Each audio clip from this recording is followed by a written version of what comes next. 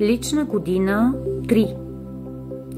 Цветен свят, но с пукнатини.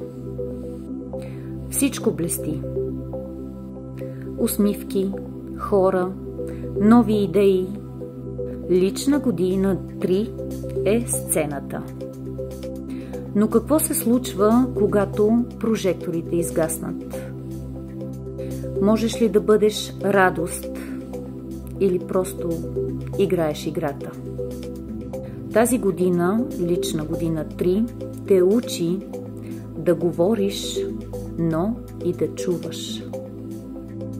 Да чуваш себе си е изключително важно. Не само да слушаш и околните. Не всичко, което блести, е леко и меко.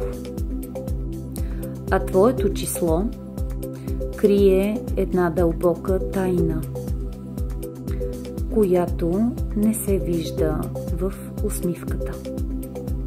Ако искаш да разбереш повече за своята лична година и периода, в който се намираш в момента, каква енергетика води със себе си, как ще ти се отрази на теб самата, можеш да последваш моя канал, ако все още не си го направил, или моята страница във Facebook, както и линка на групата в Telegram, в която група можеш свободно да зададеш въпросите, които те вълнуват, или ситуациите, в които попадаш, за да ги разискваме заедно и да ти дам няколко тънкости, с които да излизаш по най-добрият начин за себе си.